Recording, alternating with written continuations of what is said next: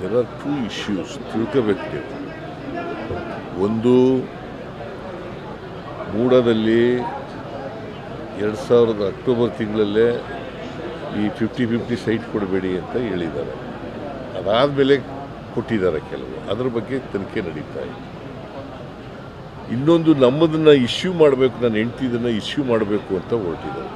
It is not at all an issue, ಎಲ್ಲ legal ಆಗಿದೆ. ಈಗಾಗಲೇ ಮಾದೇವಪ್ಪ ಹೇಳಿದ್ದಾರೆ, ಬೇರೆಯವರೆಲ್ಲ ಹೇಳಿದ್ದಾರೆ. There is no issue at all. ಈಗ ನಾವು ವಿಜಯನಗರದಲ್ಲಿ ಕೊಡಿ ಅಂತ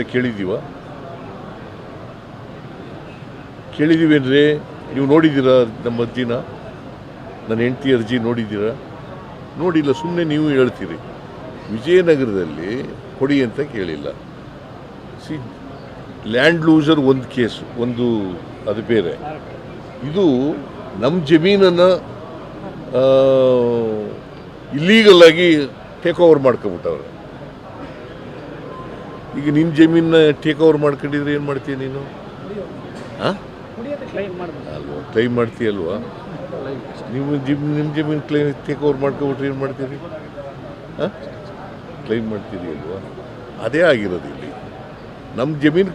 ನಮ್ಮ ಜಮೀನಿಗೆ ಪರಿಹಾರ ಕೊಡಿ ಅಂತ ಕೇಳಿದ್ದಾರೆ. ಅವರು ವಿಜಯನಗರದಲ್ಲಿ ಕೊಟ್ಟಿದ್ದಾರೆ ಜಮೀನನ್ನು.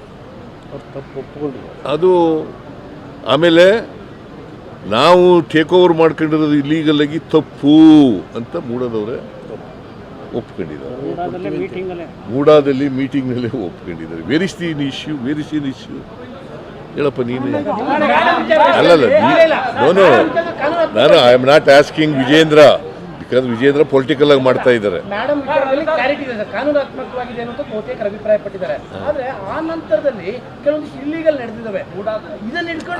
ಅದು ಎಂಕ್ವೈರಿ ಮಾಡಿಸ್ತಾ ಇದ್ದೀವ್ರಿ. ಇಬ್ಬರು IAS ಆಫೀಸರ್ ಕೈಲಿ ಎಂಕ್ವೈರಿ ಮಾಡಿಸ್ತಾ ಇದ್ದೀವಿ. ಅದು ಏನು ತನಿಖೆಯಾಗಿ ಏನು ರಿಪೋರ್ಟ್ ಬರ್ತದೆ ನೋಡೋಣ.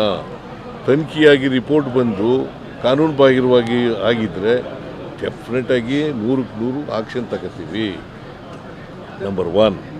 ನಂಬರ್ 2, ಈಗ BJPಯವರು ಮಾಡ್ತಾ ಇರ್ತಕ್ಕಂಥದ್ದು ರಾಜಕೀಯವಾಗಿ ಮಾಡ್ತಾ ಇದ್ದಾರೆ ಅಷ್ಟೇ.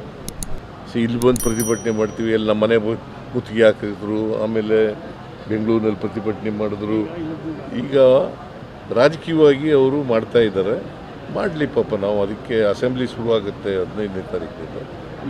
ಅದು ರೈಸ್ ಆದರೆ ಡೆಫಿನೆಟಾಗಿ ಉತ್ತರ ಕೊಡ್ತೀವಿ ನಾವು ಸರ್ಕಾರ.